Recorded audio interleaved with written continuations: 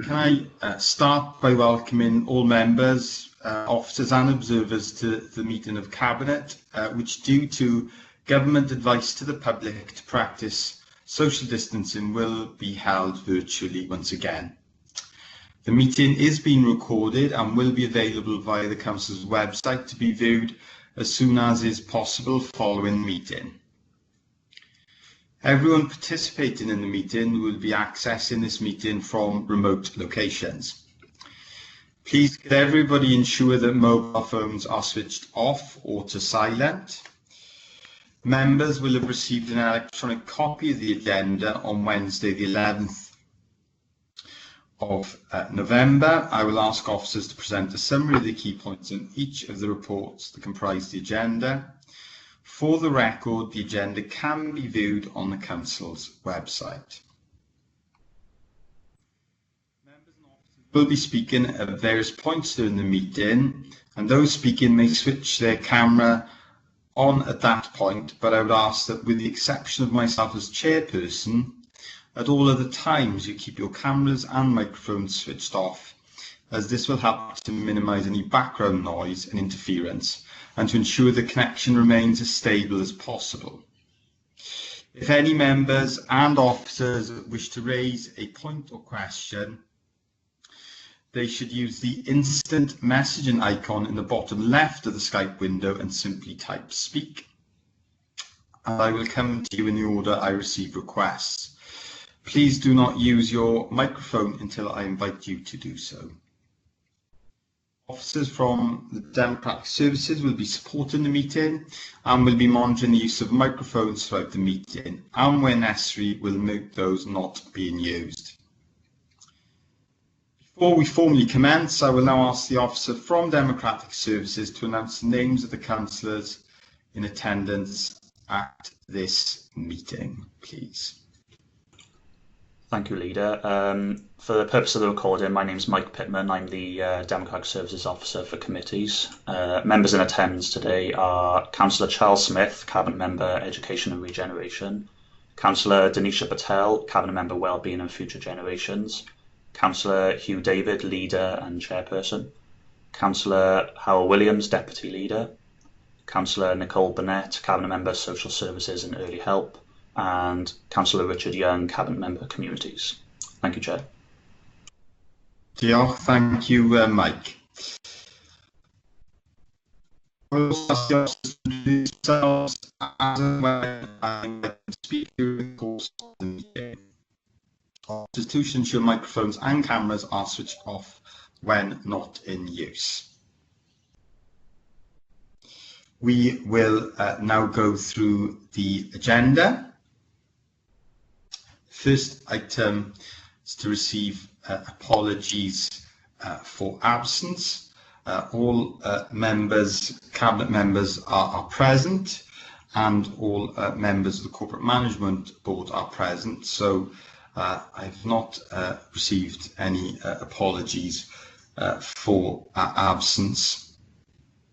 We will now receive declarations of interest. If any member or officer has an interest to declare in any matter on the agenda, please type speak into the meeting chat, and I will come to you in turn for you to announce your declaration of interest. And I will, before I invite colleagues to come in, I will declare a personal interest on the first report on the agenda on the ARBED programme in Cairo. It is a personal interest because I am aware that a current member of the authority is a former director of one of the organisations referred to in the report. I believe it is a declaration that all other cabinet members will want to make, as they are also members of this authority and will know the member. It's been brought to my attention that by the Chief Executive that I am going a bit Daleki, so if you do need me to repeat anything, please ask me to do so, and I will indeed switch my camera off now to try and improve connectivity. And I can see that Councillor Burnett also would like to declare an interest on 4, as does the Deputy Leader, and also Councillor Patel and Councillor Young and Councillor Smith. Are there other declarations of interest that anyone would like to make? There are. Councillor Patel, please. Thank you, Leader. I would like to declare an interest on the item which is on the governing body appointments. It's a personal interest. I'm just trying to find what it's number 11. I think Richard also wants to declare on that as well. But yeah, so personal interest on that one. I know one of the applicants. Thanks. Okay, thank you, Councillor Patel. Councillor Young also, please. Yes, thank you, Leader. Also, in exactly the same vein, Leader, item number 11. I am a member of Lychard School Governors, and I know one of the applicants. And likewise, I know very well 3 of the applicants on that report, and their applicants to personal interest, and the appointments are all uncontested. Okay, so they are the declarations of interest. So I will now move to the minutes of the meeting of the 20th of October of the Cabinet. Can I have a mover and seconder for the minutes, please? Happy to move the minutes, Leader. Second, Leader. Okay, thank you, Patel, Councillor Patel. Thank you, Councillor Young. All agreed with that? Yes, thank you.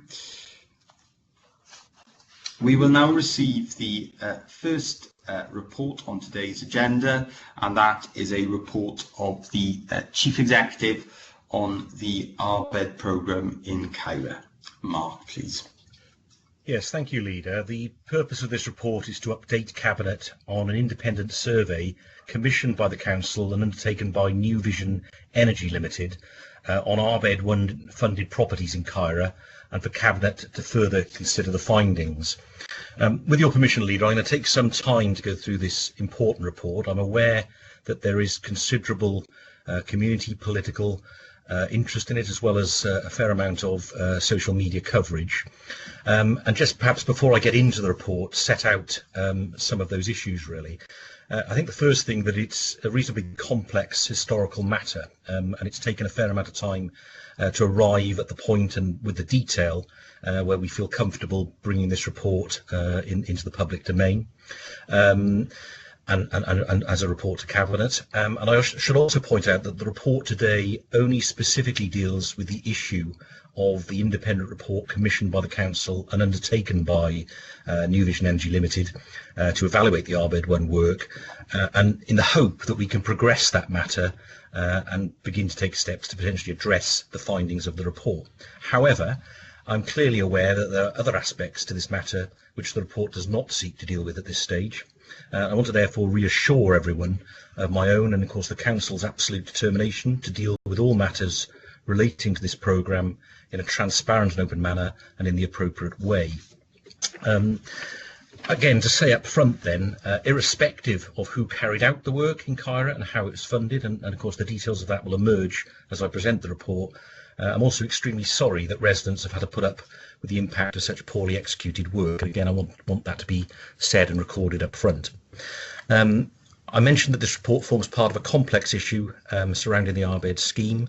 I think it's also important, therefore, that I reiterate up front that we have been dealing with various aspects of this matter for some time now, and while we believe it is a one-off, exceptional and historical matter, we have, throughout this process, appraised Audit Wales of the matter. The former Chief Executive of the authority commissioned our internal audit department to conduct a thorough and lengthy investigation into all of the issues, and that includes consideration of links between GRW Limited and a former cabinet member, and has resulted in further referrals being made to external agencies which have the appropriate authority to deal with any issues raised. As we're committed towards making this a transparent process, I want people to also know that the Council has referred the matter to the Public Service Ombudsman for their independent consideration approximately 1 year ago. As I say, we've kept other appropriate agencies appraised, and of course, as this situation changes and emerges, and in particular when we receive the final investigation from the Public Service Ombudsman, we will report accordingly. One final point I'd make with regard to that is that on the back of that initial internal audit report, we have subsequently also commissioned a further internal audit report into the Council's procurement and monitoring processes surrounding the commissioning of, in particular, externally funded work, and this will shortly be reported to the Governance and Audit Committee. But again, I'd like to reassure Cabinet and other members listening in at this stage that report, as I understand it, has largely found that there is good assurance, reasonable assurance of our procedures in that regard. So I think now, Leader, I'll return to the actual report itself and take you back to the background in paragraph 3.1. The Arbed programme was a domestic energy efficiency programme promoted by Welsh Government.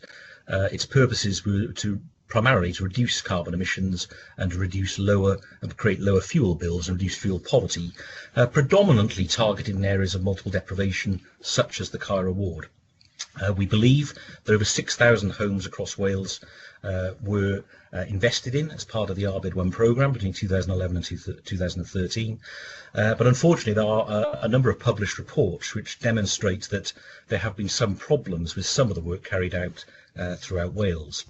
In particular regard to Kyra, initial work was carried out by RSLs, in particular V2C, and also as part of what I believe is the eco tariff from the big energy supply companies as part of the CERT and CESP schemes in terms of work on predominantly privately owned households in the area. Importantly, therefore, that initial work did not involve the council.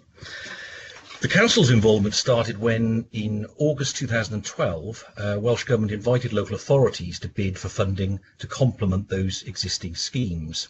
An initial bid for just over £56,000 was secured, and that was invested predominantly in boiler work and loft insulation work.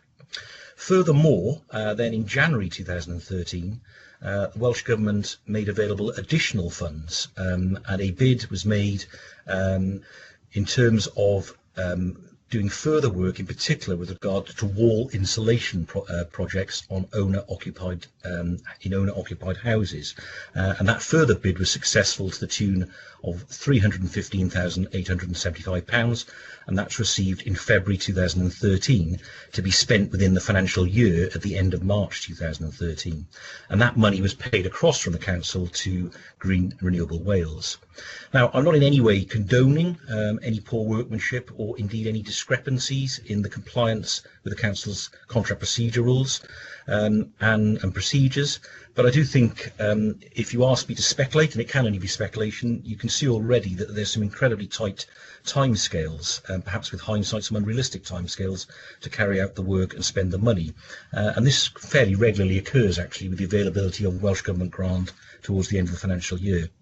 So it would seem, albeit the paperwork does not not necessarily give the evidence to this. It would seem, if I speculated, that because Green Renewable Wales were already on the ground in Caerau doing work for those other schemes through the energy companies, that probably it was an opportunistic way of getting people already on the ground to carry out work and to ensure the money was spent, rather than forego that money in one of Wales's poorest communities, and of course the county borough's poorest ward. But that, as I say, can only be speculation to an extent, because there isn't necessarily the evidence to support exactly what happened at that point.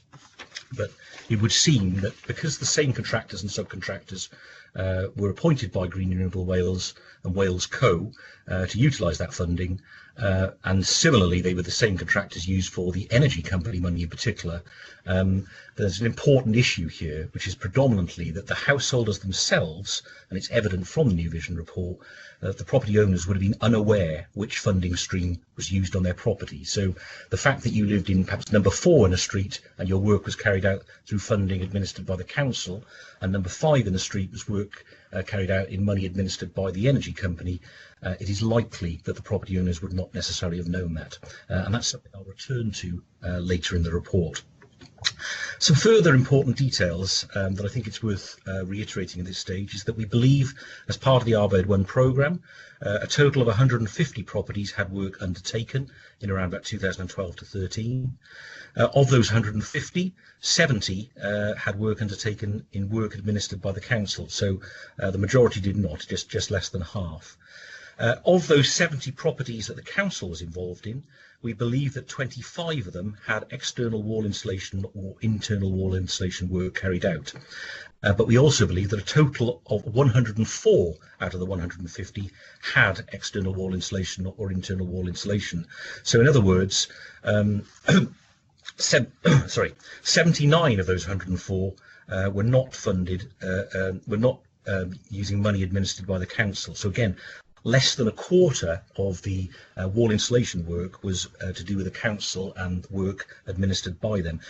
It may feel a lot of detail at this stage, but again, this will be important when I come further into the report about how we potentially move forward. So again, I just make that point early on.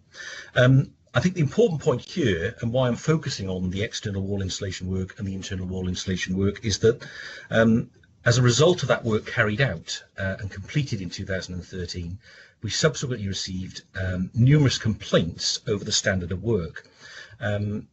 We know there's evidence of trading standards being involved in some of these complaints in 2014, and we know that some of the issues were satisfactorily resolved by the contractor at that time.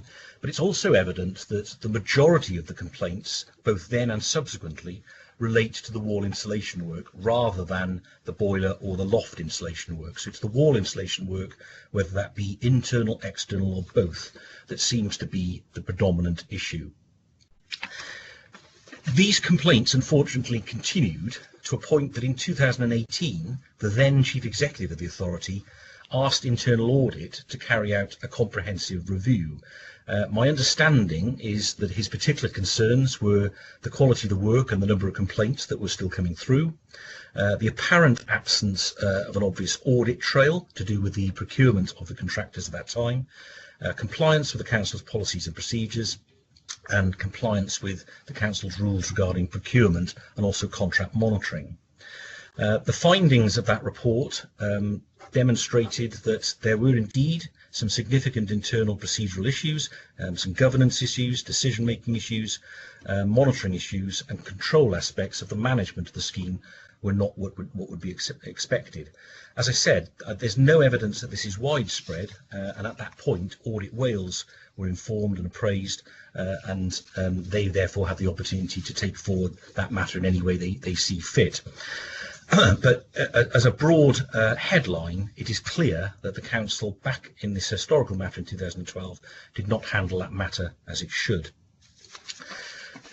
I think this brings us forward then, Leader, to the current situation in the report. All contractors involved in carrying out the work at that time would appear now to be out of business. And so whereas ordinarily the Council of Course commissions lots of work with lots of people as part of its capital programme, and ordinarily the recourse would be to the contractor, that is not an option available here, because it would seem that all of the contractors and subcontractors are no longer in business. I'll reiterate again that, of course, our greatest concern here is for the local residents of Kyra who signed up for the home energy improvement work and in many cases have ended up with properties in a worse condition and not benefited from, for example, the improved energy bills that they were meant to, and this is through no fault of their own. So in 2019, I commissioned a survey to evaluate the RBED 1 scheme. This involved a sample survey of homes within the whole programme in Kyra, regardless of who funded and administered the work. And again, bear in mind what I said earlier, that actually the council's involvement was in a minority of the work, but the point of the commission was to understand the success of that original RBED work, and it was a non-evasive visual survey. But I think the purpose was probably twofold: to better understand the success or otherwise of the RBED scheme, but also with a nod really towards other energy schemes that the council was pursuing both in Kyra and elsewhere, to understand what the feedback would be regarding the success or otherwise of the original objectives. Now again, bear in mind what I said at the beginning: the original purpose of the RBED scheme was intended to reduce fuel bills and reduce carbon. But what became apparent, despite the original commission hoping to analyse that, was the lack of baseline information in both the homes that the council funded the work and others funded the work, meant that actually it was impossible to evaluate and draw conclusions in terms of things like reduction in carbon or cost savings. But what did become apparent and was much more stark than I think anyone anticipated was that was the extent to which the defects in the work on all of the properties. So 32 properties were sampled, and the full report, which is set out in Appendix 1, which unfortunately is a fairly damning read, demonstrates that there are defects in all 32 of the properties that were sample surveyed. Some were significant. Again, just for context, of those 32 properties that were sampled, only 7 of them was the council involved in administering and funding the work. The other 25 would have been done by others. But again, the defects in the work was consistent across all of the households, regardless of who funded the work. And again, that's an important point when I draw my conclusions in a minute. So New Vision in paragraph 4.5 now, if you're following the report, did indicate that there was a case for remedial action in all of the properties that they surveyed, and they concluded that the likelihood was therefore that many, if not all, of the remaining properties, or certainly of the 104 where external wall insulation and internal wall insulation work was carried out, there was likely to be defects in many, if not all, of those as well. They also gave us an estimate of approximately £16,000 per property, which would be the estimated cost of taking off the wall insulation, making good and decorating. I should make clear that that estimate of £16,000 does not involve replacing any energy efficiency work. It is effectively putting the properties back to as they were before the work, and so there would be no benefit from that in terms of energy efficiency. And of course, while that is an estimate, we just simply do not know at this stage whether all of the properties or all of the property owners would want that work carried out. Perhaps we might assume many would not, because it would be quite disruptive and invasive.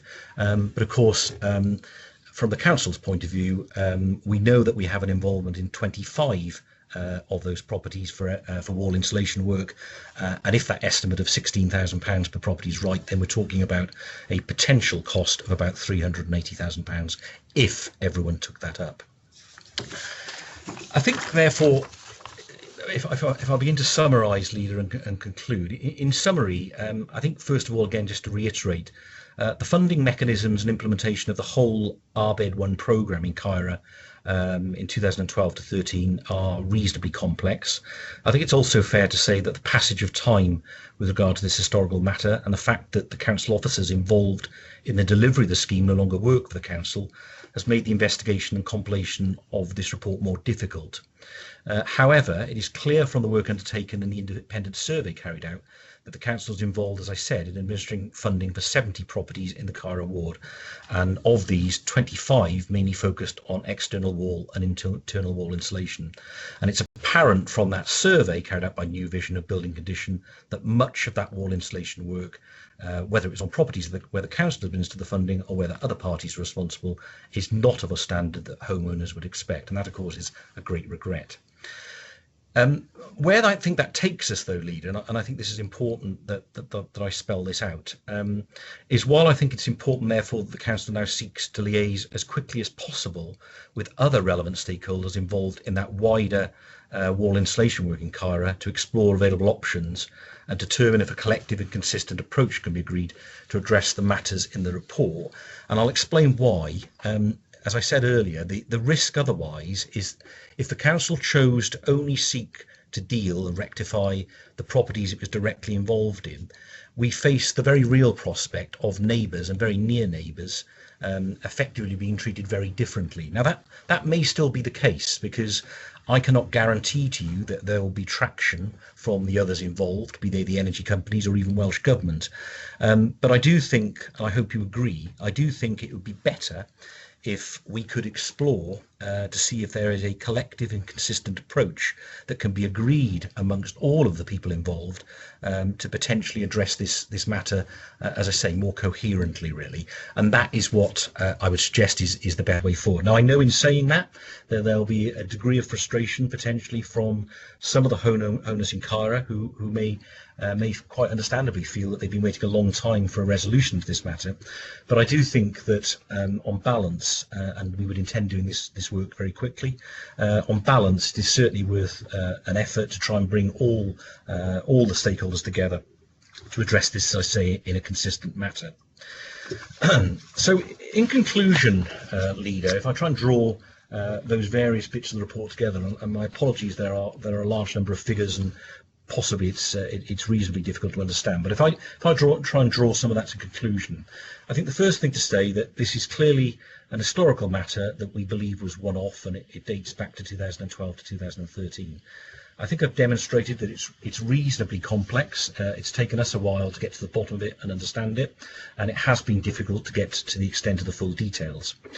My own view is that back in 2012, I believe there was probably a well-meaning and good intentions to spend money in one of the poorest wards in the county borough to improve properties. But it's clear also that there were serious flaws in the compliance with the council's procedures, and those matters, as I say, will be dealt with fully.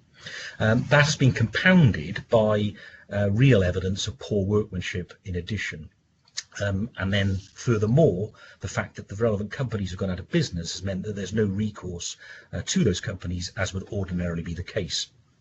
We have therefore understandably received a number of complaints, either directly from residents or represented by they being local members, MSs or MPs.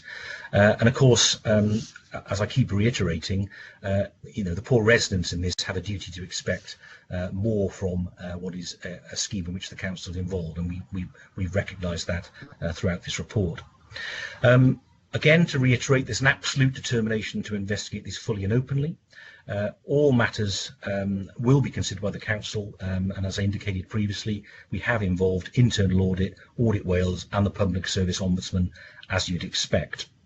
I'm now suggesting to you that we should take forward very quickly an attempt to create a coherent, coordinated and consistent approach with other parties, because otherwise, if the council simply chose to do its own thing on the properties that it's responsible for, then clearly only a small number of the properties and the households in Kyra would potentially have any means to address their concerns. Now, that may still end up being the case.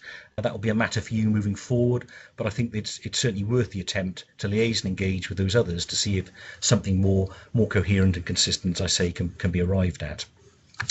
I also just want to reiterate finally, as part of those conclusions, that the matters of importance with regard to the Council's procurement rules, contract procedure rules and monitoring will of course be reported shortly to the Governance and Audit Committee. That's a more generic report that deals more generally with how the Council has dealt with external funding and how it's learned its lessons since 2012, and I think that's an important report.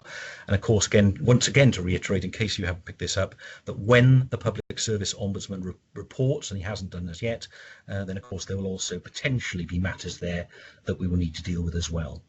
So finally, Leader, that takes me to the recommendations. Firstly, that you note the content of the Independent New Vision report and the fact that the Council commissioned some of that work, that you delegate to me the authority to engage with the other relevant stakeholders involved in the wider wall insulation work programme in Caira, I say predominantly energy companies, but potentially Welsh Government as well, to explore available options to bring back a report to Council as soon as possible, and also to note that in the internal audit report, the subsequent internal audit report on the current Council contract procedure rules and procurement processes for externally funded schemes will be presented to the Governance and Audit Committee very shortly. And that probably, Leader, is all I need to say at this point, but I am of course happy to answer any questions that you or your colleagues may have.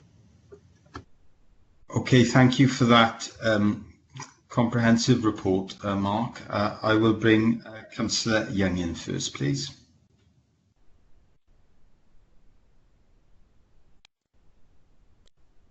Thank you, Leader. Leader, it gives me no pleasure to speak to what I consider to be a deeply concerning report. Cavity wall insulation and external wall insulation were supposed to offer many homes the insulation that they needed. However, insulation that is installed incorrectly will cause more harm than good. Unfortunately, at the time, I believe that the consequences of that happening were not really well understood. This particular scheme, as we have heard, was launched by Welsh Government to address fuel poverty and to contribute to carbon reduction in some of Wales' poorest areas, and was carried out in more than 6,000 homes across Wales between 2011 and 2013 by a range of contractors. Leader, it should come as no surprise that by the first dozen years of the century, with rising energy costs, the government was backing various schemes and grants and funding schemes like this one to provide more properties with cavity wall insulation using retrofitted insulation for those properties with cavities and external wall insulation for those without cavities.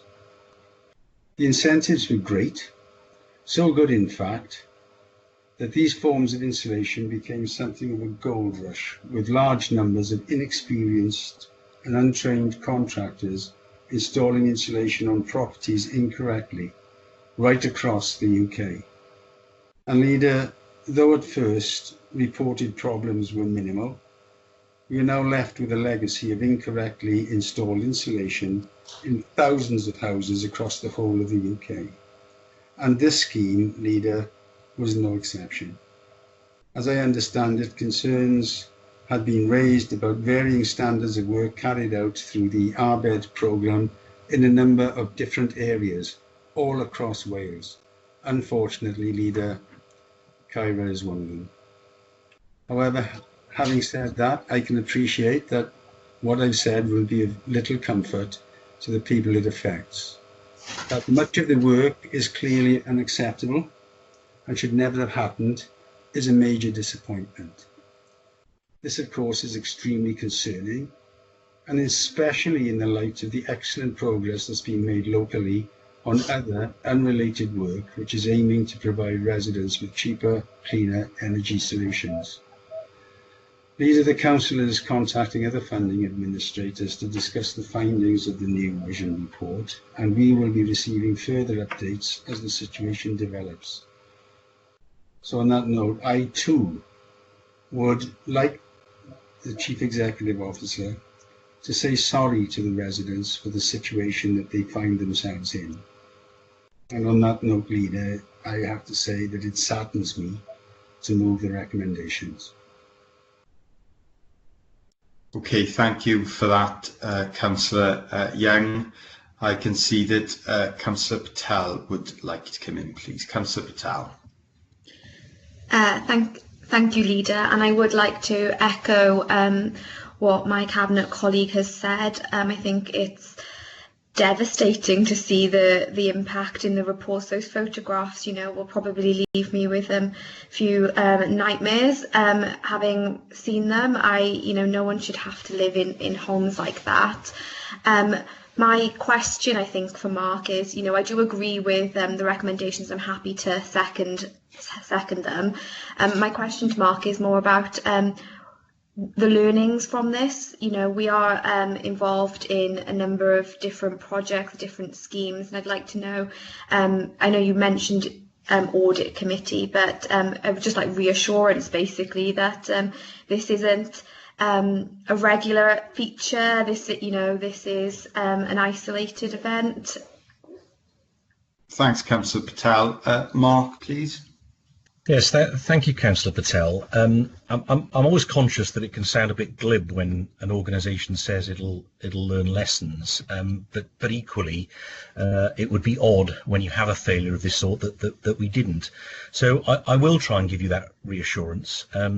First of all, to reiterate something I think I did say in the report, we believe, and the evidence points to the fact that this is a one-off historical issue relating to back in 2012, and not something that is by any means a regular occurrence, or indeed we can find any evidence of anything of this sort in any other piece of council work. However, it is important that from the original criticisms of the internal audit investigation that Darren Mepham commissioned, that we do bring something back to demonstrate that and reassure members. So shortly there will be a more generic report, as I indicated, on the council's procedures and policies and compliance with the regulations regard to the management of external funding, but I'm led to believe, having seen a draft of that that will give you the assurance that in fact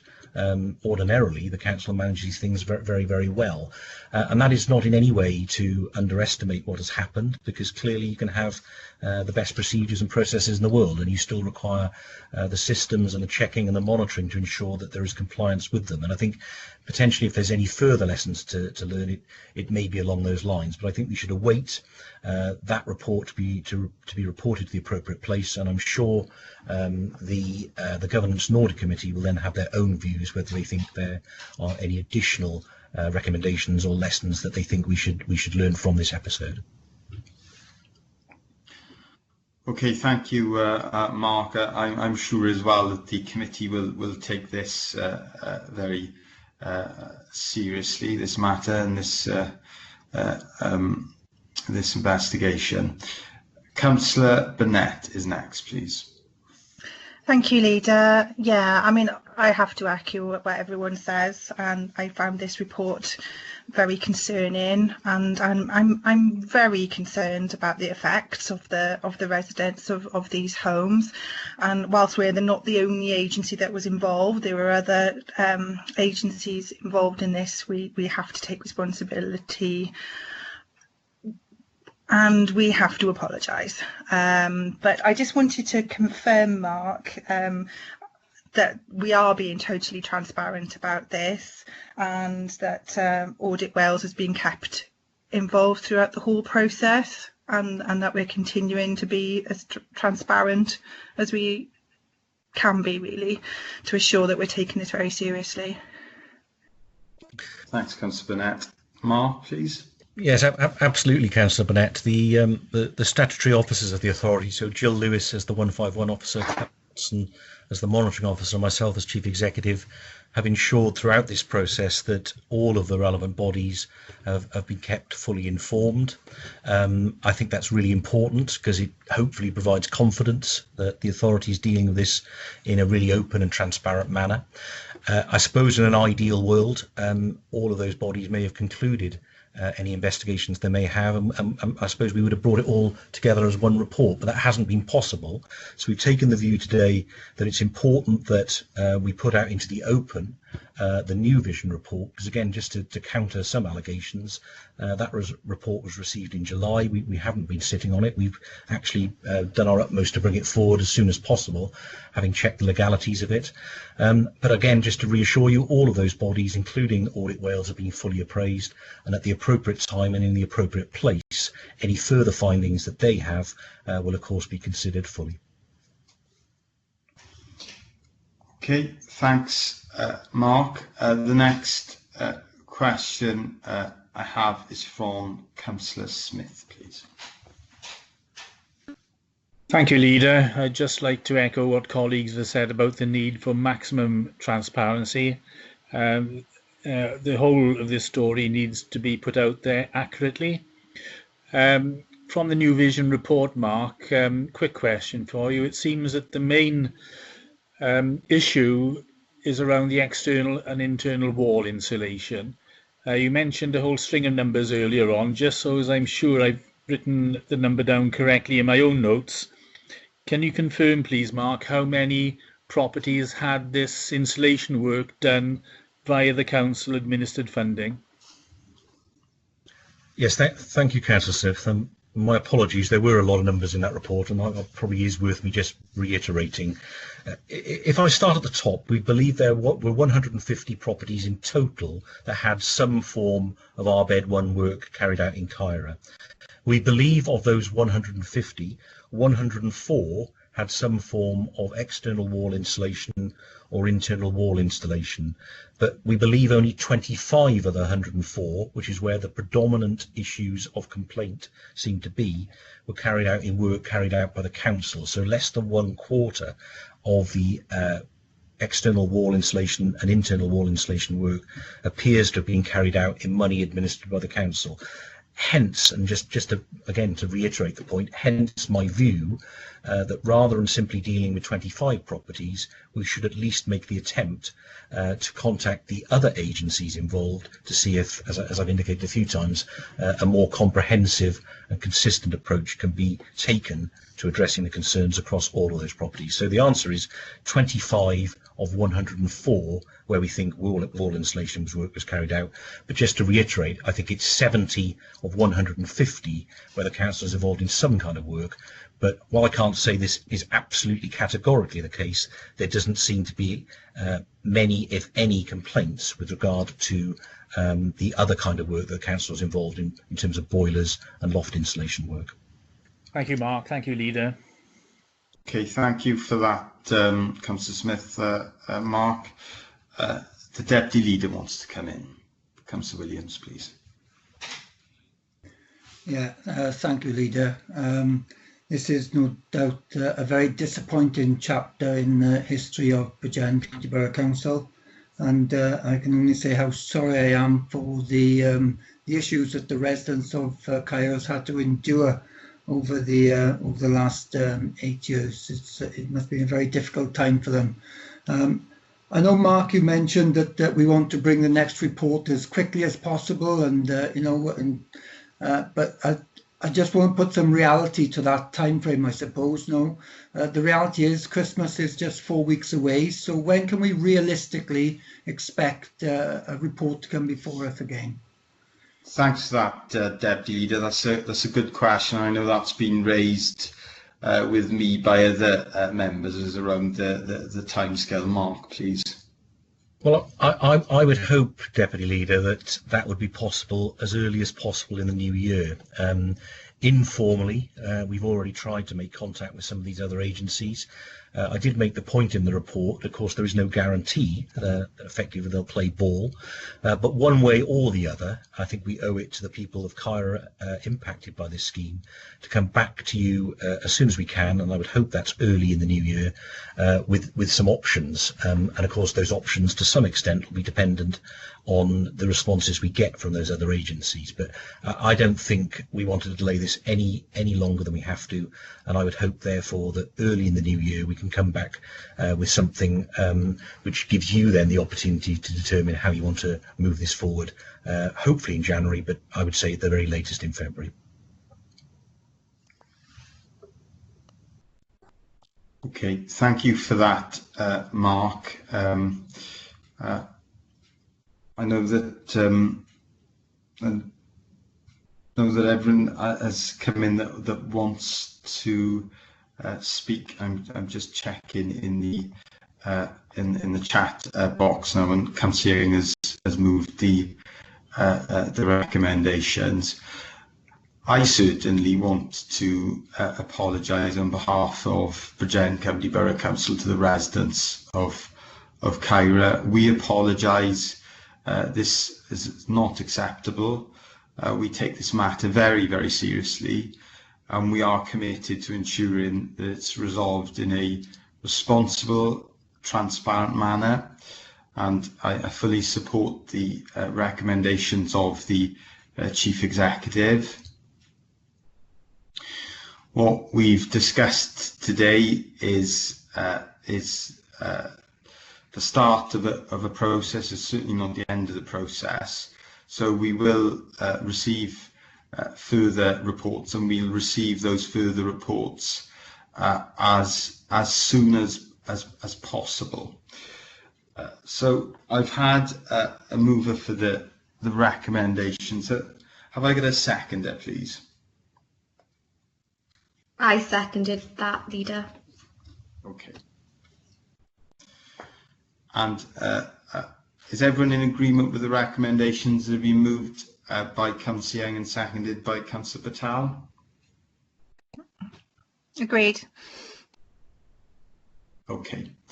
Thanks, everyone, and thank you, Mark. And as has been said and asked, and as you confirmed, and as I will emphasise, we obviously will want update reports as soon as possible, and I know you will endeavour to bring those reports back to us and work with the other agencies involved on bringing those reports back to Cabinet. Thank you, Mark. So the next report on the agenda is a report of the Corporate Director for Communities, and that is a report on the Valleys Regional Park funding and the future of the regional park. And I will ask Janine to present this report. Janine, please. Oh, thank you, Leader. And for the purposes of the recording, I'm Janine Nightingale, the Corporate Director for Communities.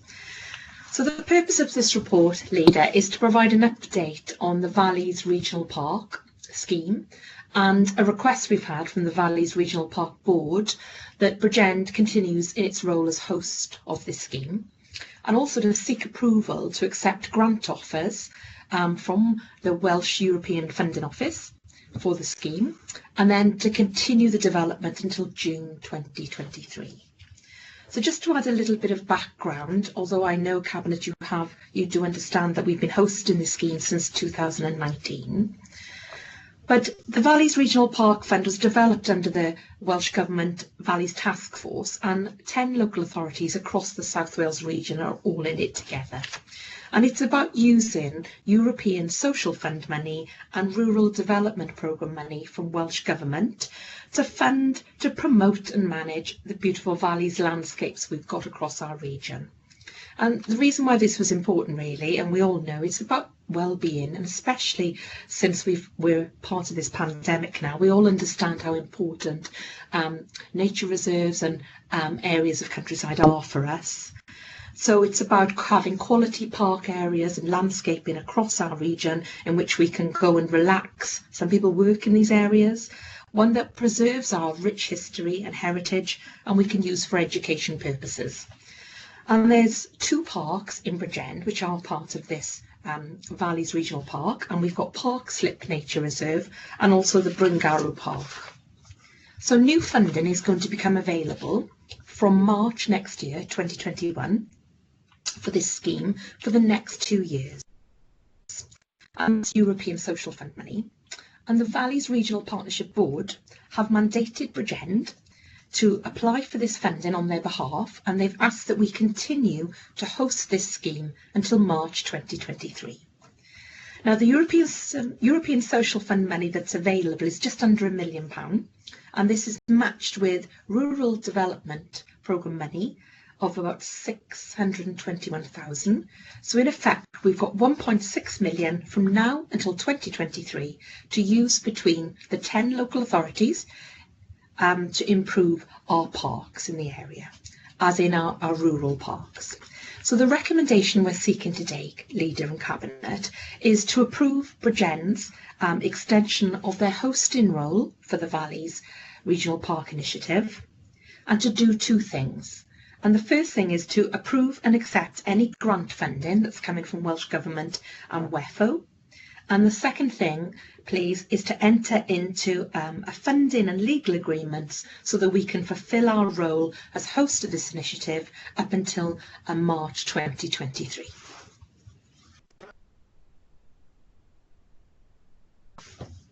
Thank you for that report, Janine, on this very important initiative.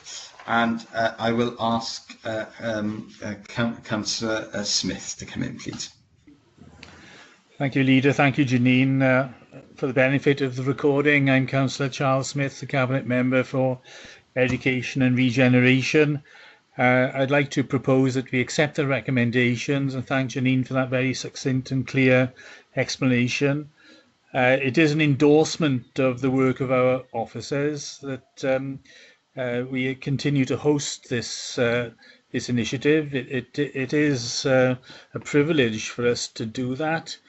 And it's excellent to think that European funding will continue in the Bridgend County until 2023. It's just a shame that it can't continue beyond that date. Okay, thanks for that, Councillor Smith. And it's also important to recognise the difference that the Welsh Government funding has made at Parkslip and Bryngarw Park, as Janine, as our Corporate Director, has highlighted. And I would recommend anyone who hasn't been to those parks since the works have been undertaken and are ongoing to take a look, because it's making a major difference to the quality of facilities available at those parks, whether it's outdoor seating areas, really important now during COVID-19 for people to be able to sit outside when they've purchased a snack, for example, and also other improvements like cycle storage facilities, etc., will continue to make a difference. And we cannot forget the value of tourism to the Bridgend economy, which is growing every year, isn't it, Janine, in terms of the size and scale of that and relative importance to the county borough. Councillor Patel, please. I've given way to Richard. Given way to Councillor Young, then, please. Oh, thank you, Leader. Thank you, Councillor Patel.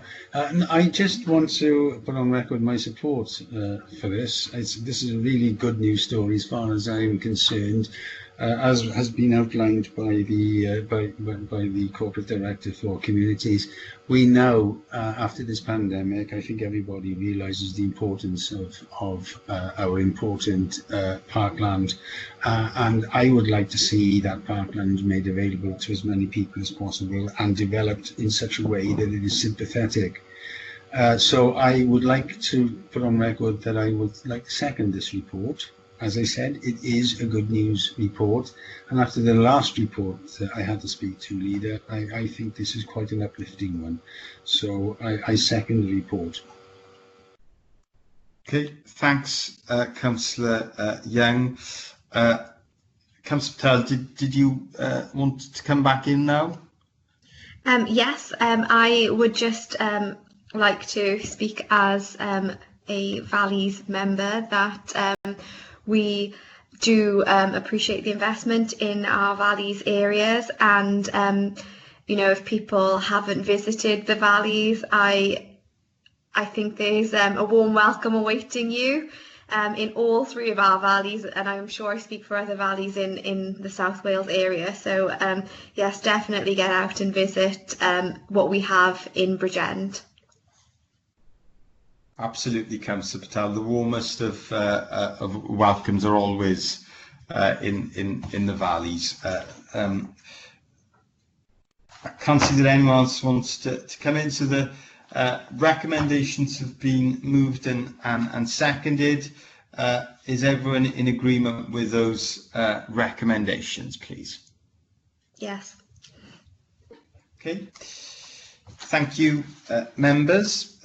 So we will now move on to the next report to Cabinet, and that is on the development of a tourist-focused land train in Porthcawl, and I will ask our Corporate Director Communities to present this report. So Janine, once again, please.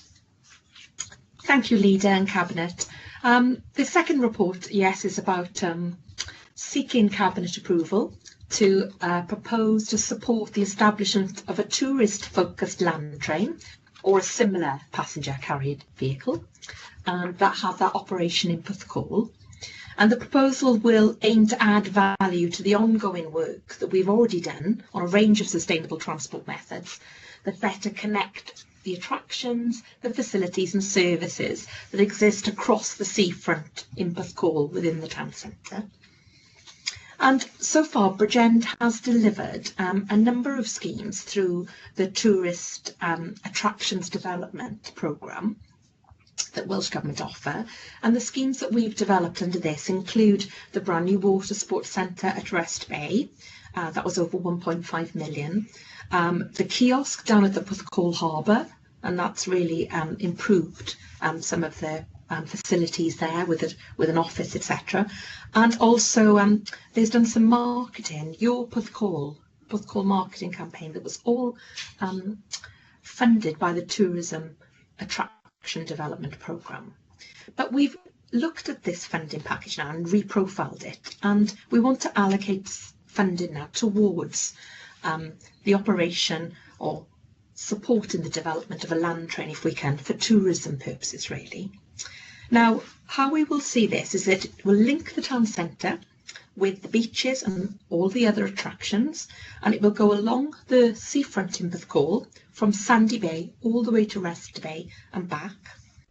We see it operating mainly in the tourism season or the main holiday seasons, which for us would probably be from Easter through to September. And an operator would be sought, and that operator would provide the vehicle and then would be responsible for maintenance, repair, all insurances and all operating costs. So what we're proposing is to seek expressions of interest from potential operators to come forward to us and then submit their proposal. And what we would look at, we'd look at a number of criteria before we selected our preferred operator. And some of those criteria would include the type of vehicle that they were operating. And of course, we would like to think that it would be sustainable and have sustainable credentials, or at least a minimal carbon footprint to go along the seafront. The number of passengers it could carry, because we know that there's a land train that operates in Cardiff Bay and over the barrage, and that can carry up to 50 people at a time. We would want to look at the ticketing cost to make sure it was reasonable and not prohibitive. We would want to look at the previous experience of any operators to make sure that they're used to doing this type of thing. And then once we had picked our preferred operator, we would look to grant a licence. But the important thing here really is that Bridgend would then assist with infrastructure costs, I think we could say. Things like route signage, line-in and painting, and any traffic orders that would need to be underdone. They would be minimal, but we would have to ensure that we had these all along the route, so that the train could stop in a safe manner and stop at particular train stops. Now, we've got about £12,000 of tourism attraction development funding to fund some of the work that would need to be done on this infrastructure, and we could do that by next April. And we've also got money set aside in order to cover legal costs for any agreement we've put together, and that will come out of our tourism budget. So the funding is there. So basically the recommendation that we have to you Cabinet today is, please would you note the ongoing work that we've done in developing this programme in Porthcawl, and that you approve the support of the establishment of this tourism focused land train going forward, and that you authorise officers from the authority, the Section 151 officer and the head of legal services, to grant any consents and enter into any agreement with our preferred operator. Thank you, Leader. Thank you for that, Janine. Exciting proposal for the county borough. Councillor Young, please.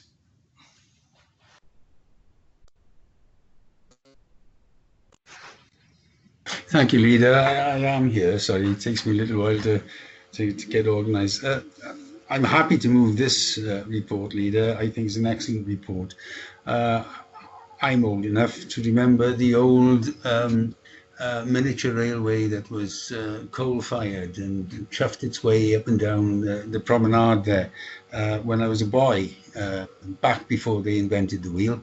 And I also remember what was affectionately called in the Porthcawl area the noddy train that used to go up the seafront there, as you're aware. I don't think that the noddy train in those days was as well organised as this is proposed to be perfectly honest with you. I do welcome within the report the fact that when we're calling for expressions of interest, that we are looking to make this, from an energy point of view, a sustainable sort of vehicle. I would be looking towards electric, to be perfectly honest with you, and I think that would be a major step forward and fits very nicely into Bridgend's carbon reduction strategy going forward. I think the provision of this will be attractive to all the visitors that come to Porthcawl, and of course it would help to be able to those visitors that amongst us that are not so able towards walking, to be able to see as much Porthcawl as possible. And what I really liked in the report was the fact that this is possibly easy enough to get up and running for next season. So if you can imagine, it's a plus, it's for next season, it'll be easily accessible, bringing immediate benefits to Porthcawl. And as you know, our plans for Porthcawl are really exciting, I think, and wide-ranging. And I think that even though this is a small addition to the attractions within Porthcawl, I think this could become one of the most popular attractions. So happy to move the report, Leader. Thank you so much. Thank you, Councillor Young, and thank you for sharing your memories of your childhood with us. It's always interesting to hear those. Councillor Smith. Leader, I thought I'd share them with you because it won't be long now before I lose them completely. Okay. Thanks, Councillor Young. Councillor Smith, please. Thank you, Leader. I'm even older than Councillor Young, and I'm sorry to say his memory is just a little bit defective. The Promenade Princess wasn't coal-fired, it was electric. When I was a little boy in my father's hometown of Dudley Zoo had a similar one, and that was coal-fired. But I preferred the one in Porthcawl, especially if you got on the train that went through the tunnel. If you didn't go through the tunnel, you were disappointed. Just in case fellow councillors and any observers missed a crucial part of Janine's report. What we are doing as a council is facilitating this tourist attraction. We've made a case for grant funding for this attraction. We've convinced the funding body that this is a good tourist attraction. What we will do is seek expressions of interest now for a commercial operator to take this on as their business project. And so the sustainability in business terms will rest with business people who know what they're doing, because we will do our best to pick a concern that has got the expertise. So I wouldn't want people to think that in a time of pandemic and austerity and cutbacks, we are frittering away council money and council resources, employing a train driver with a peaked cap and so on. That's being done commercially, and we are facilitating through the grant funding model. I've been on these tourist trains. I've got an interest in Spanish cities, and they're often a very good way of seeing a city. We've done them in Granada, Burgos, Santiago de Compostela. When I was lecturing, I took our students on the Cardiff Bay one. I went on the Porthcawl one when my children were little. So that's got to be about could be about 30 years ago now, the previous Porthcawl one.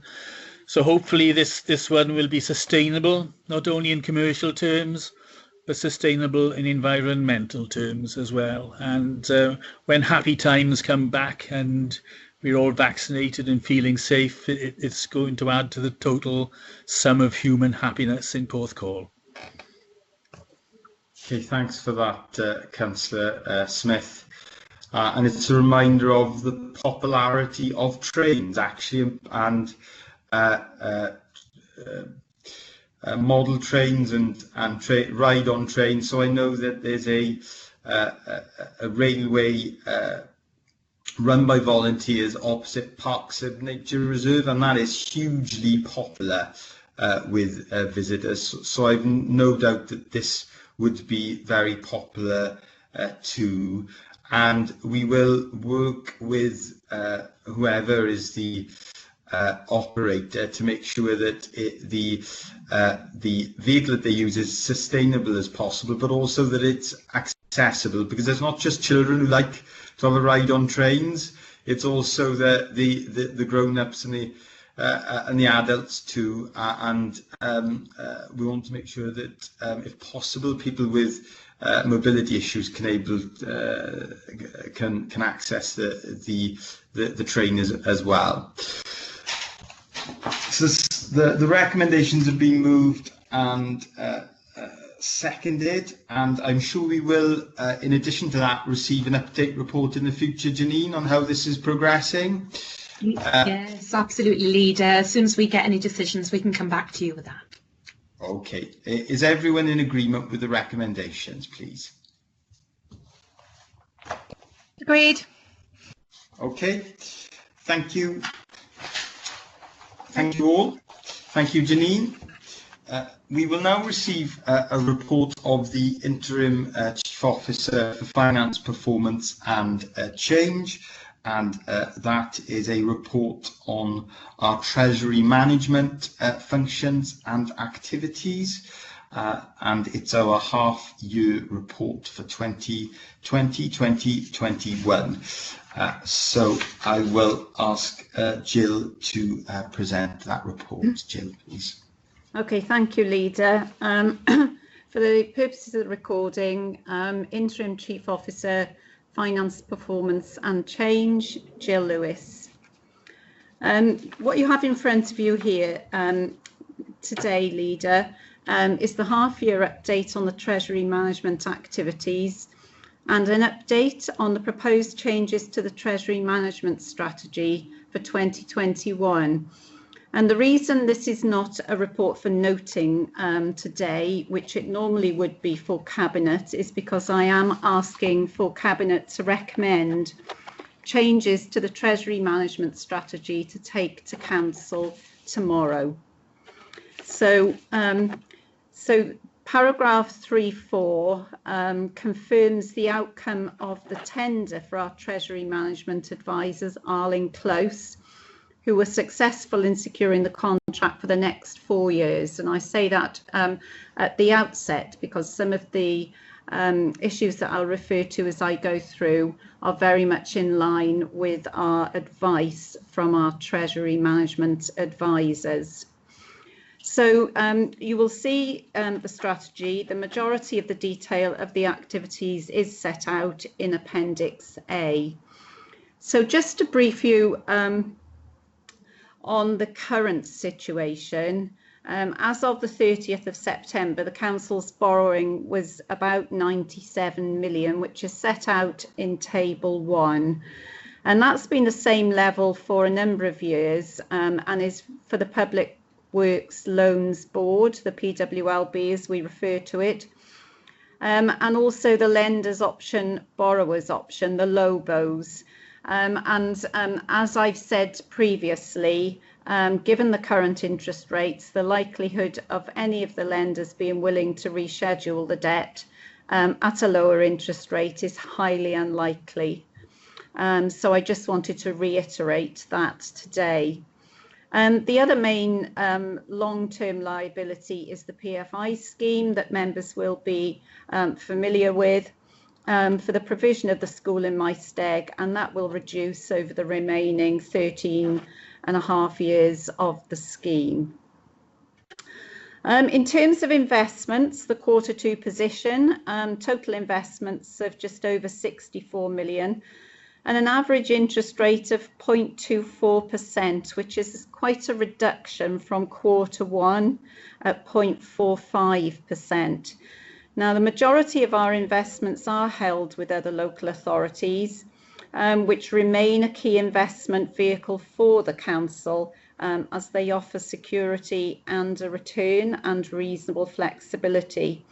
You can see from the table that the current return is about 0.49, so about 0.5%, compared to the bank base rate of 0.1%. And I'm dwelling on that a little because I will return to that when I go through the changes to the TM strategy.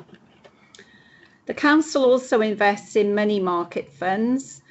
They offer a better return than Central Government's Debt Management Office that's referred to in the report as the DMO. And the balance at the 30th of September was 17 million at a rate of 0.07%. It's very important to note that the DMO on the 25th of September changed their interest rates on deposits with them. And for any deposits up to 2 weeks, the DMO apply a negative interest rate, which means in simple terms, we actually pay to invest our money. Now, in all the years that I've been in finance, that hasn't been the position that we find ourselves in. So there are some varying rates with the DMO, but as you can't actually have a negative interest rate, the Council would get back actually slightly less than it actually originally invested. I have to say it's still secure. We'd still get back what we were contractually due to get.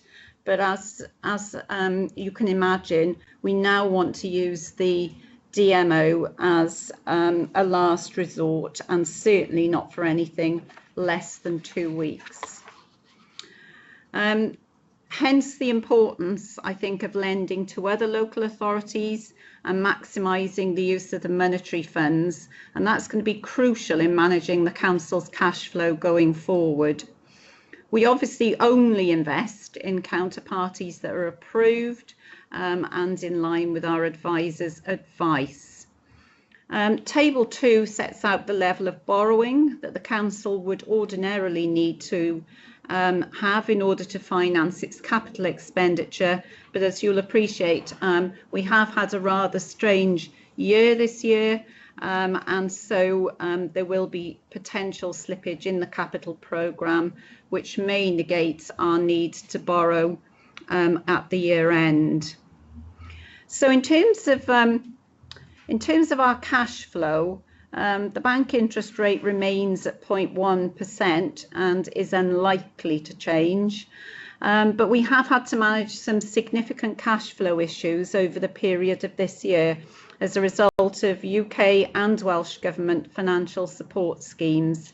I just mention a few: the Job Retention Scheme, the Furlough Scheme, the Self-Employed Income Support Scheme, our business rate grants, which was over 30 million in the first tranche and continuing to climb in the second tranche, small charities business rate grants, the Local Government Hardship Fund, lockdown grants, and the Economic Resilience Fund, all of which has necessitated some significant Treasury management decisions to maintain as much in the way of interest rates as we can. Our borrowing strategy remains a low risk balance between securing low interest costs and achieving certainty, and our investment strategy is still based on security first, liquidity, and lastly yield. And there's very little yield, I'm sorry to say, in most markets just at the moment. With the current interest rates, the strategy will be to continue to use local authority and money market funds to invest firstly before considering the DMO. And I think you'll see in table 4 there's a breakdown of where we have got our money invested and the interest rates. Table 6 shows you the duration of those investments.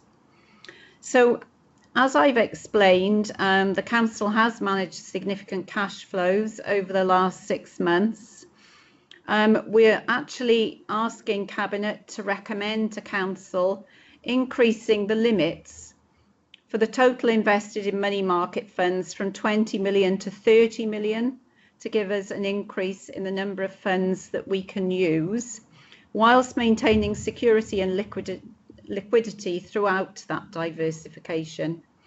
We're also recommending and asking Cabinet to recommend to Council an increase in the limit on registered providers from 3 million to 5 million, although I should say we haven't actually currently got any funds in the registered providers, but it would give us more diversification and flexibility should the opportunity arise. So that was all I wanted to say, Leader. As I say, it's unusual to bring it to Cabinet, but I'm asking for the recommendations in 9.1 to be supported. Thank you. Okay, thank you for that, Jill.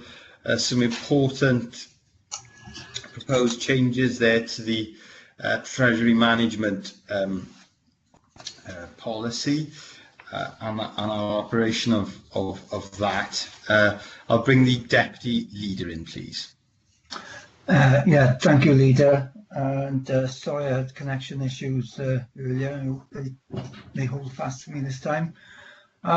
Yes, obviously low interest rates are good for people who wish to borrow money, but not quite so good for savers and investors.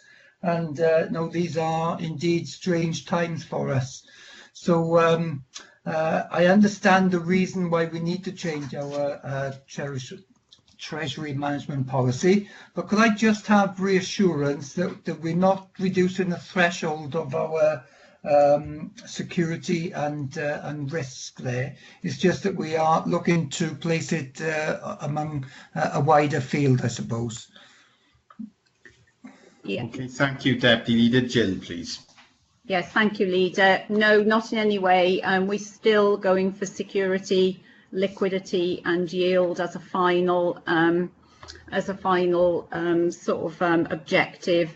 The local authority lending is extremely secure, and we're very, very careful to take advice from our Treasury management advisors.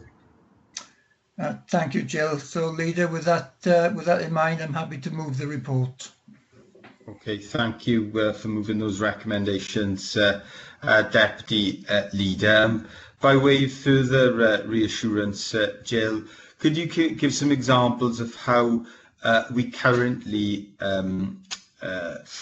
currently deposit those funds, the type of institutions that we use, because there are institutions like, for example, other local authorities where we're very confident that the funds are completely safe.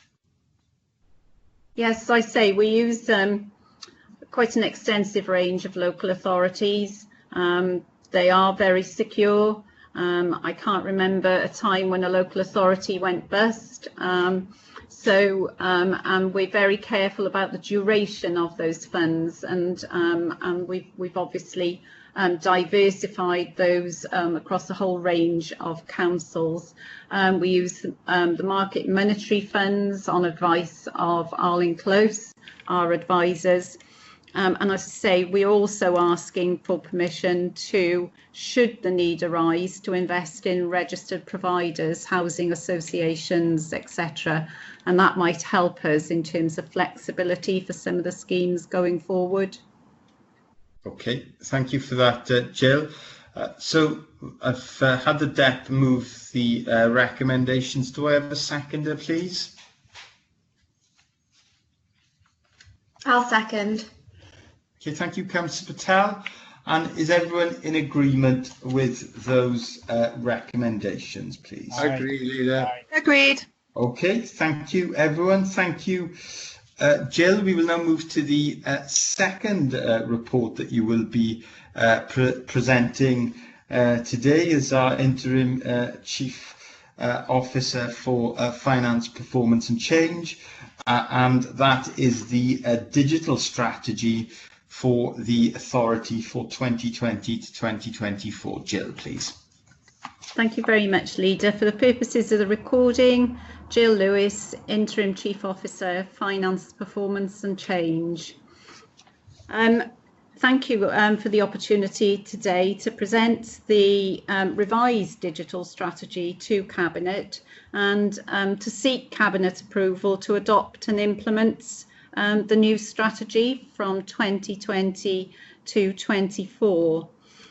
I think by way of background, it's fair to say that local authorities do have a duty to provide services in a way that's compatible with changing demographics and increasing demand from citizens. And I guess that's never been more pertinent than where we find ourselves at the moment in terms of a global pandemic.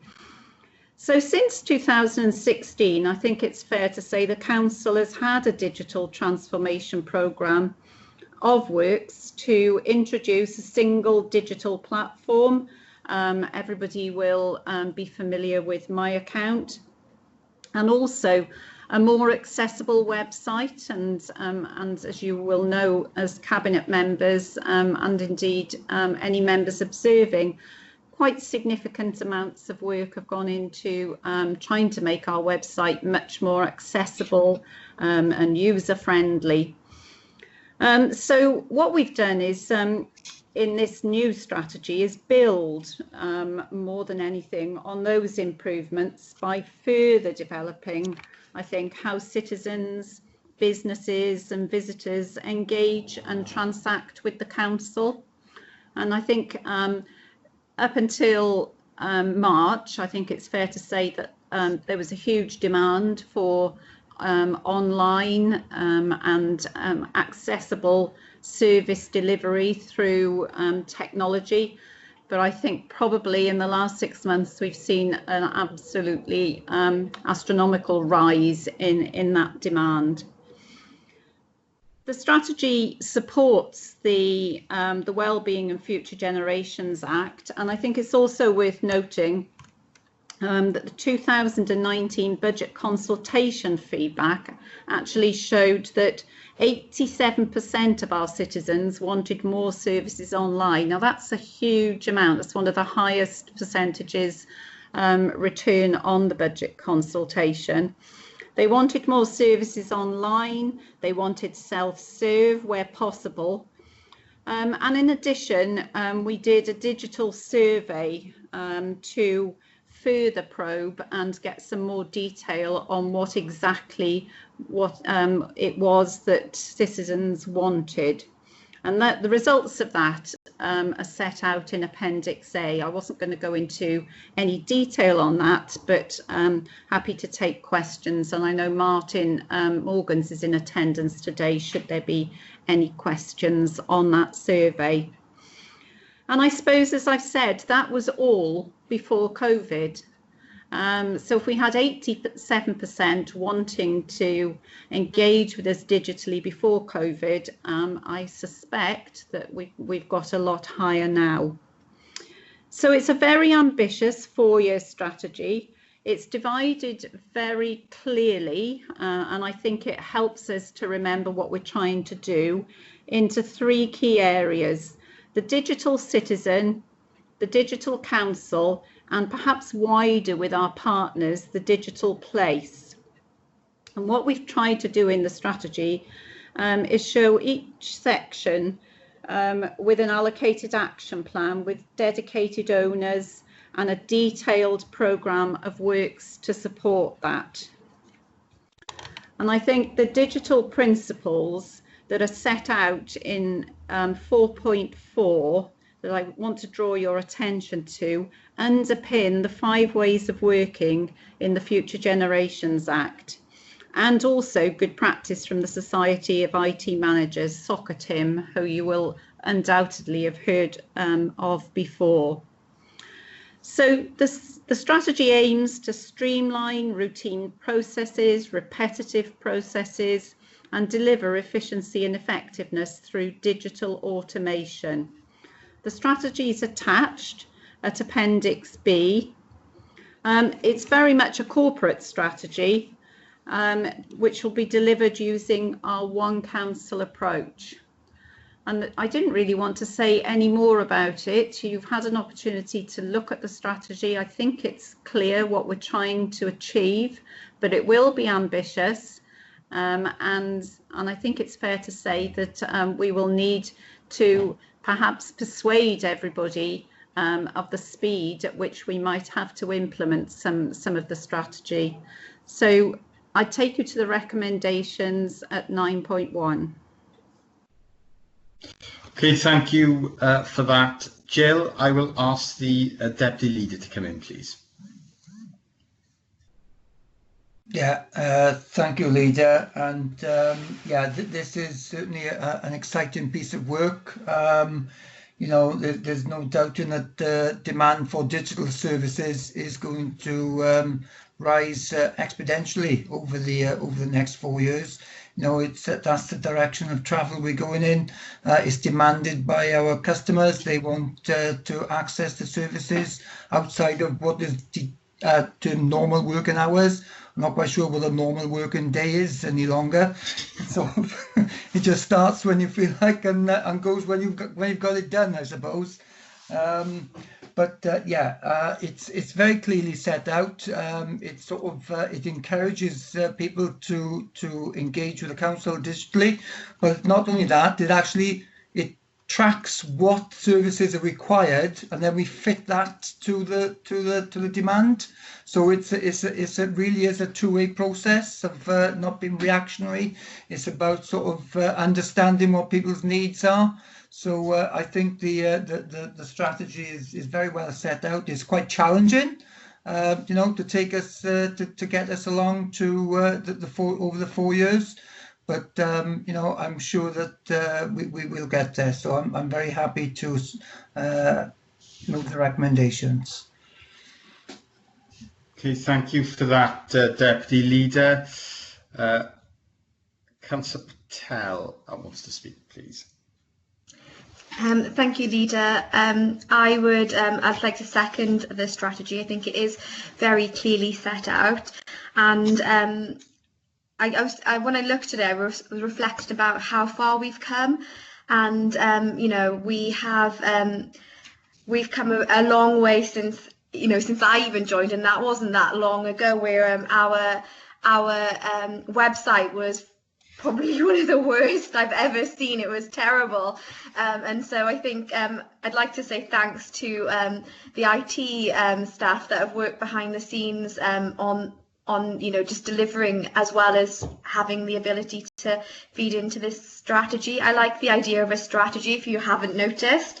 I like the idea that this is corporate as well, so it means that there isn't an excuse for silo working, and I think that is definitely the way we try to do things in Bridgend, and so that's really helpful. And yeah, and I think it's great in terms of transparency, and also I'd like to remind people that we have helped those that are digitally excluded as well. So even though we aren't just shifting wholesale to digital, digital means we will always consider those that aren't able to connect digitally, and over the COVID pandemic period we've given out laptops to those that need it, as well as we've done some fantastic work in social services around using digital for those that are vulnerable and isolated. We've used Alexa, and I think that was amazing work as well. So I think don't be scared of the digital strategy. I think it's definitely an all-encompassing trying to be thing. So yeah, I'd like to second it as well. Okay, thanks, Councillor Patel. And I should add at this point that it may have been one of the worst websites that Councillor Patel ever saw when she joined the local authority, but it's definitely come on leaps and bounds since then, and that's just not my opinion. Jill, is it? It's been recognised by official accreditation. We now have one of the most accessible websites in Wales, and that's important about our digital strategy, is that it's accessible to everyone, and also we've got a strategy that's flexible and organic. Because if there's any strategy and action plan that needs to evolve, it's an action plan for IT. Because what may be the future now may not be the future in just 6 months or a year's time, because of the fast-moving changes in technology that are happening. No one would have imagined that 12 months ago, all our meetings would be held virtually as a local authority. You wouldn't have thought it's possible, but we've made it possible, haven't we? So that's a testament, as Jill has said, and as Councillor Patel has alluded to, a testament to our really hard-working staff in both IT and comms, because they have been working incredibly hard, particularly during the pandemic, because we're more reliant on IT than we've ever been before, and it may seem like a dusty old dry topic, digital, but it underpins everything we do as a local authority, and we cannot function without it. So it might not be of direct interest to members of the public, but it certainly is, because we can function as a local authority without a strong, effective digital function at its core. The recommendations have been moved and seconded. No doubt, Jill, we will receive reports in the future on progress. But before we move on, I'll bring Councillor Burnett in, because she has indicated twice. My apologies. See, I'm still struggling with the IT. It's only 9 months we've been doing these meetings, isn't it? So apologies. Councillor Burnett. Sorry, Leader. I knew you wouldn't forget me, but I just thought I'd give you a little reminder. Yeah, I mean, just following on from what Denisha says, I really do welcome this, and it is where we have to go. And I love the sort of one front door approach, so that people get to where they need to be as quickly as efficiently as possible, and there's no bounding around between different services, because we are a monstrous organisation, and the public, just just want to speak to the right person at the right time. But I do have to stress, and I do want to raise a point, that not everybody wants to become digitally engaged with us, and I do have to speak up for the older, and there are a lot of younger people that don't want to be engaged, personal choices, and that we are careful not to leave anybody behind, and that we must maintain paper copies of things where applicable and where wanted. But also I have to speak as well as a historian in my past life, and as being part of the Glamorgan Archives Joint Committee, is that we are very careful, and that we have a strategy around digital archive keeping as well, so that we are keeping a record of what we do, and that includes recording web page changes, and so that we are keeping a record of what we do, because it's very easy to delete and erase things digitally. Somebody could probably find a leaflet from 10 years ago in the back of a cupboard that sort of records what's happened. So I'm looking at the sort of that we archive as well as move to digital as well, and digital archive is something that the Glamorgan Archives are really looking at doing, so it's engaging with them to make sure that we carry on in the way we have been. Thank you. Thanks, Councillor Burnett. That's a really helpful point, actually, around maintaining proper digital records, because there's so much information now, isn't there, that is made available, and data and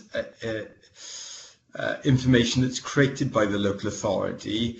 The risk sometimes is that it isn't always properly archived in a way that potentially we did in the past with paper records. So did you want to address that particular point, Jill? Because it is an interesting and helpful one around then being able to go back and sometimes to check on decisions that have been made or haven't been made, and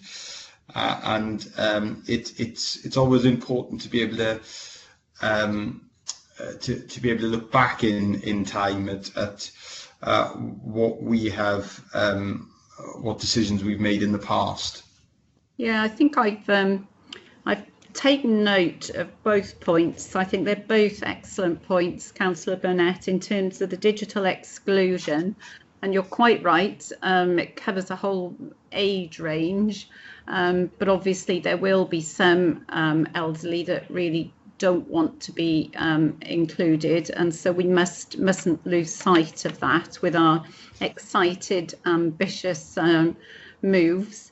And the archive one is something that I think I want to take away and discuss with Martin about whether we've got sufficient governance rules, procedures around how we make sure that everything is archived. Now, I know we do have a huge amount of very, very careful archiving, but you're quite right in saying that it's quite easy to lose things if they're on personal, if they're on desktops or not in the right place.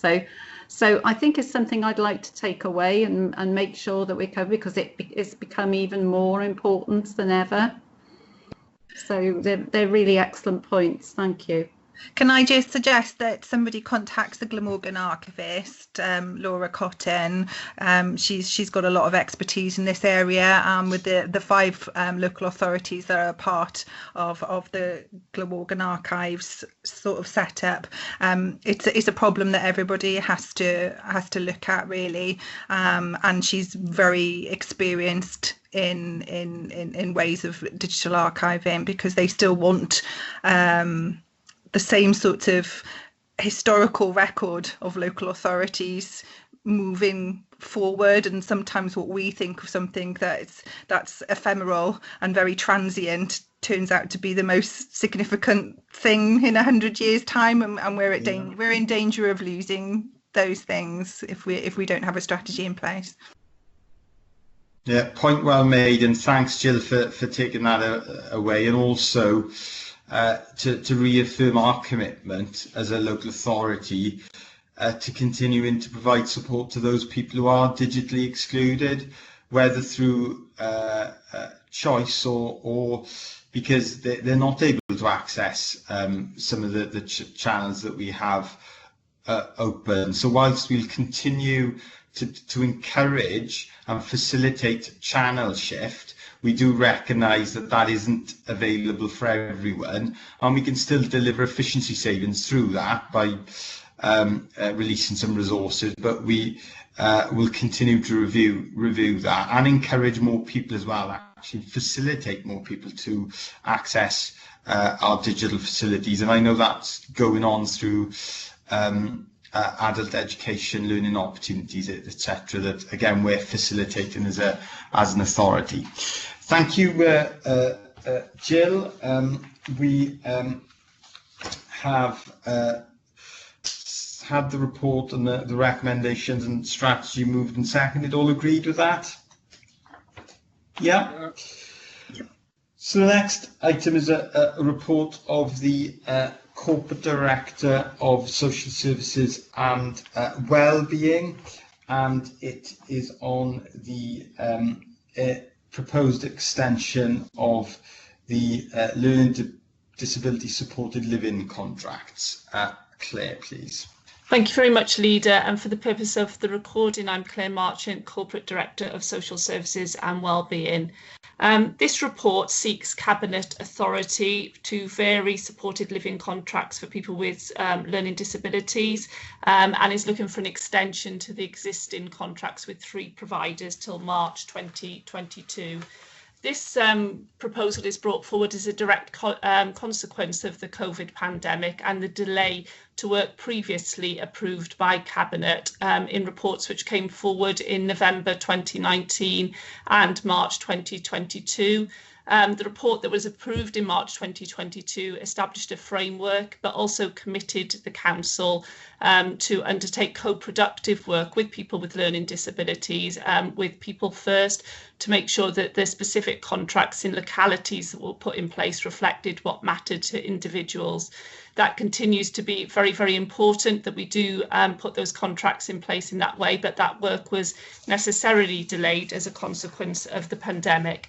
And just to give a little bit of context to these incredibly important contracts, these supported living schemes support 49 properties and 113 individuals across the county borough.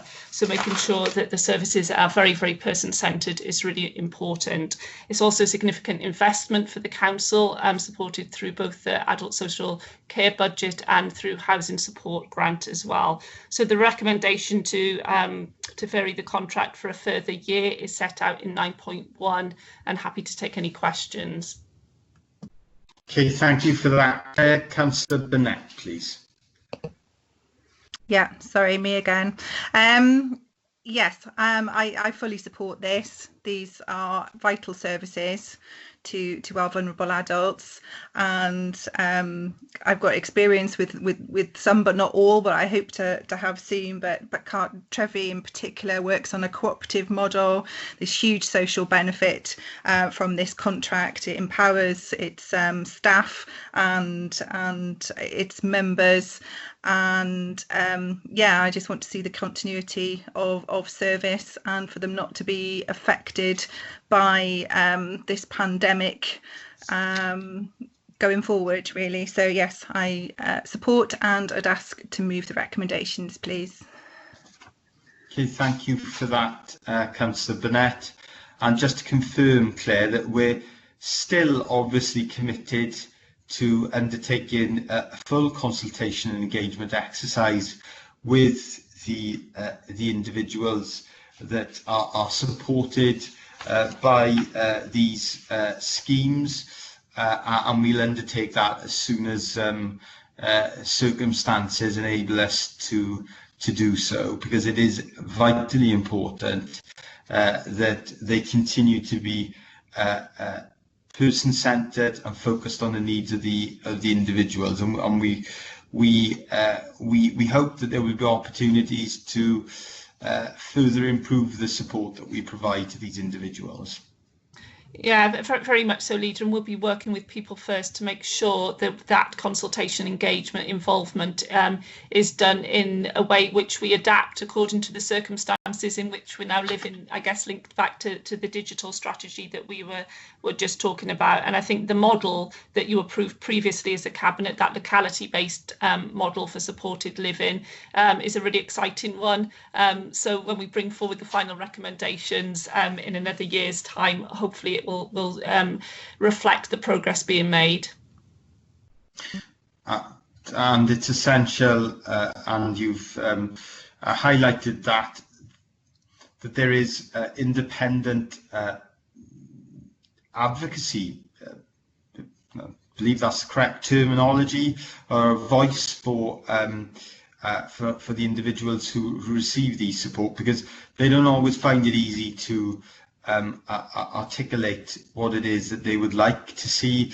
And People First are an organisation that are specialist and very experienced in facilitating the voice of people with learning disabilities.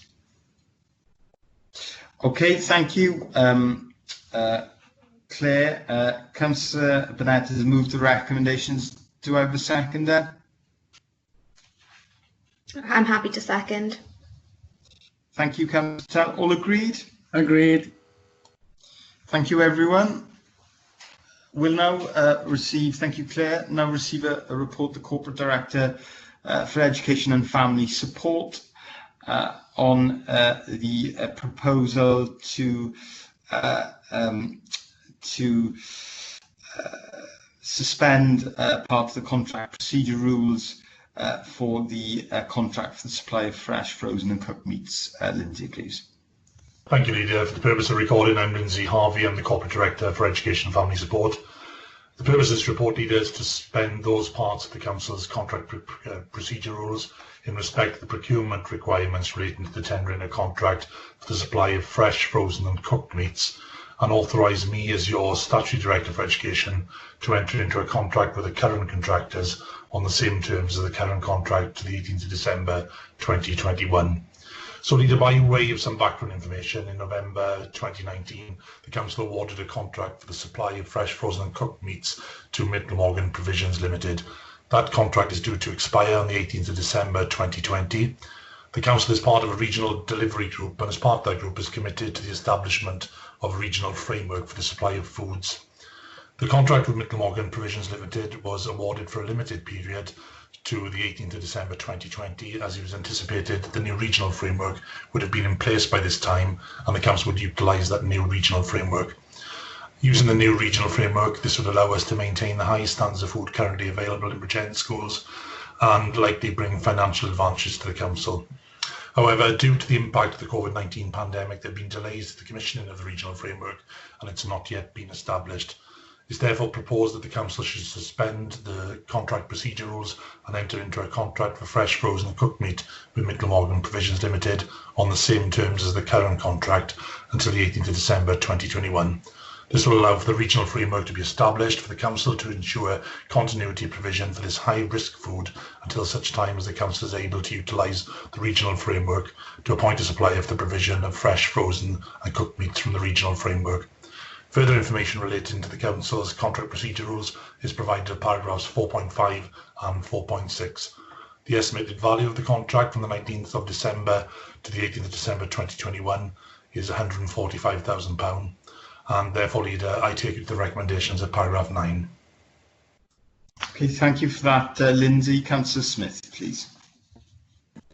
Yes, I heard the Director's reasoning for extending the contract until the new regional framework is in place, and I accept the logic of that.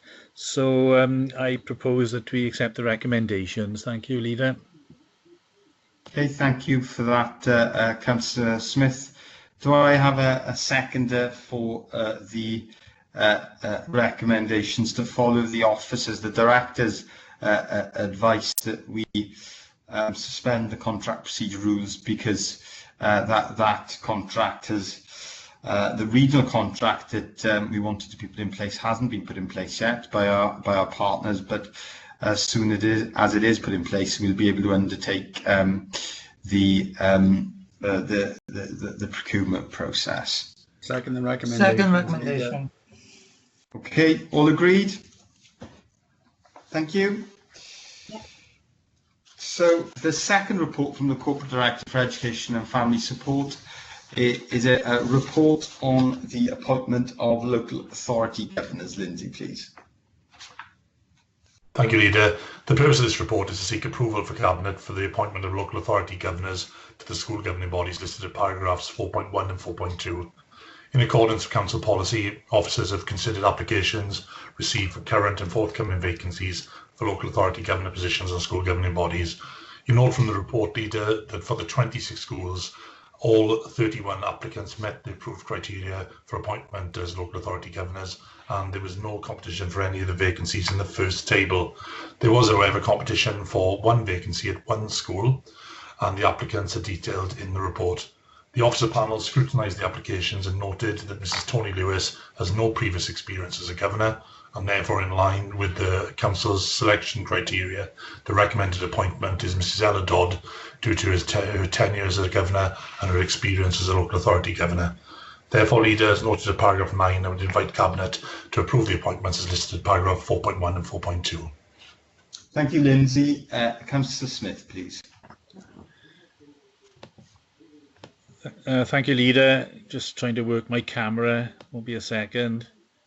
There you go. Yeah, I'd like to say a big thank you to all the volunteers who've put themselves forward for this very important role. A huge number this month. We haven't published a list of vacancies this month because that needs updating, so we'll do that next month or as soon as possible. I am a little bit concerned when we turn away a willing volunteer and disappoint them because they haven't got experience. I take no part in these decisions. The criteria are there, and our officers follow the criteria. But obviously, previous councillor Ella Dodd, you won't find anybody more experienced than her, actually.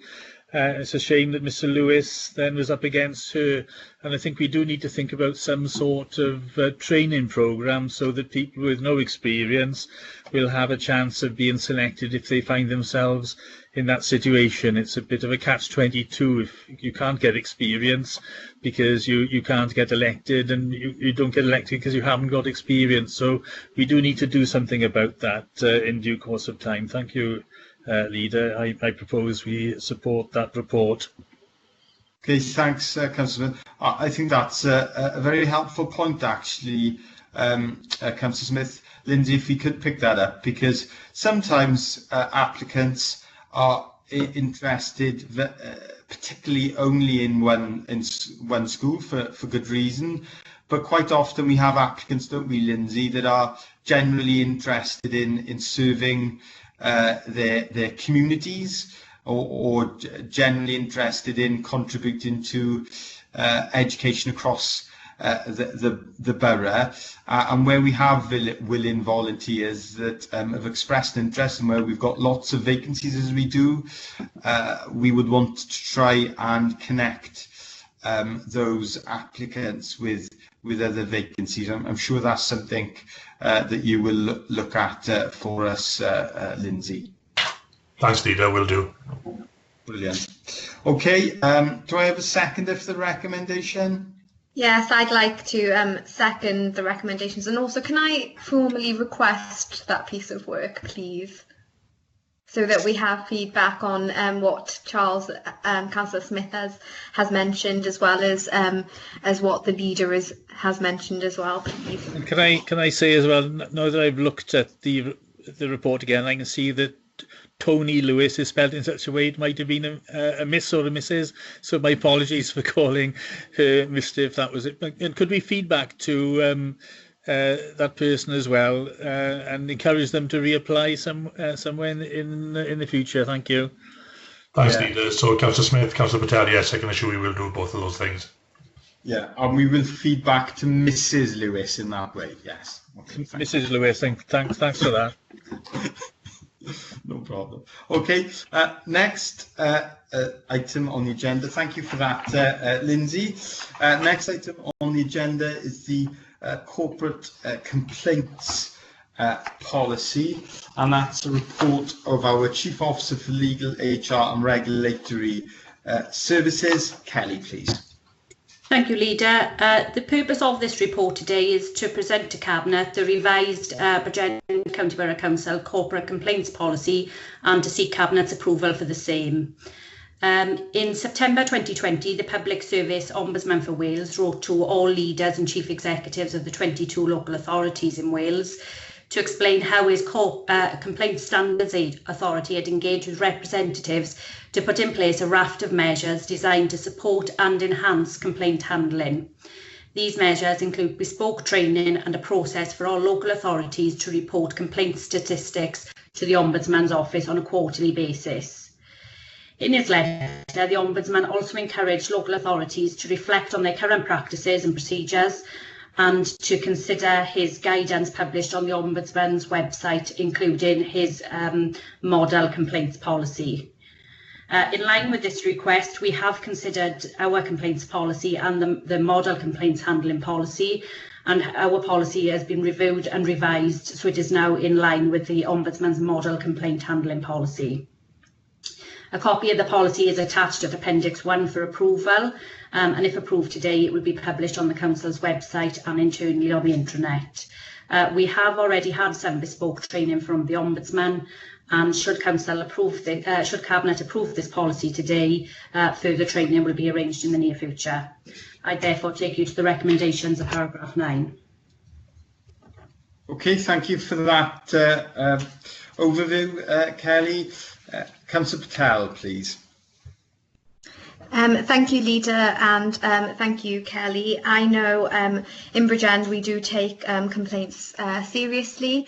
I know that I try and encourage my residents to contact myself as a first point of contact, and I presume other councillors also do the same thing and try and resolve it informally.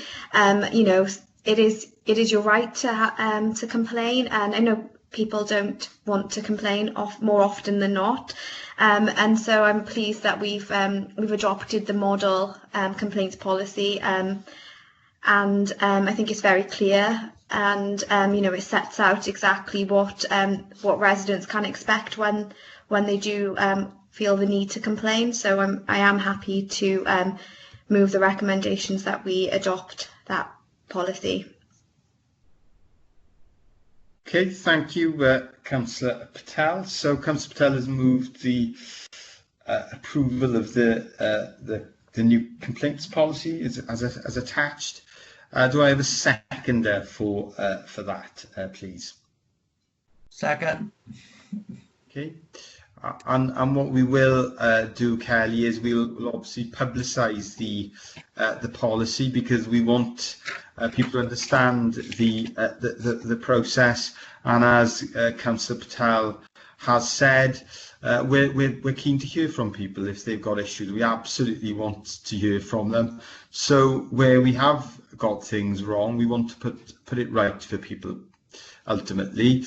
And I should add, we also do like to hear compliments as well, and occasionally they do come in, so we welcome them as much as complaints, because it does help us understand and shape our services better.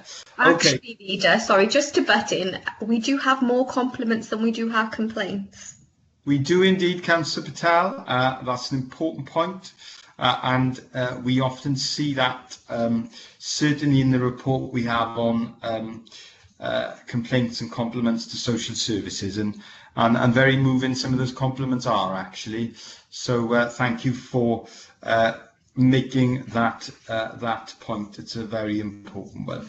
Okay, is everyone in agreement with the corporate complaints policy, please? Yes? Okay, thank you, colleagues, and thank you, Kelly. The next report that we will be considering is the the Forward Work Programme, which is also a report of the Chief Officer Legal HR and Regulatory Services. So Kelly again, please. Thank you, Kelly.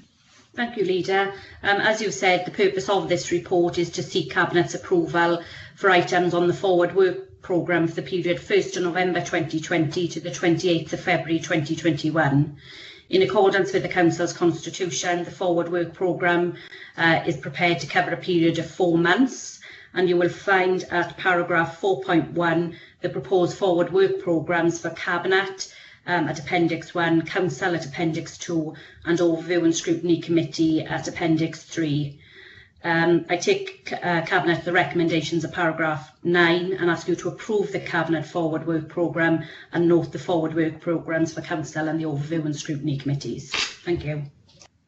Thank you, Kelly. Councillor Patel, please.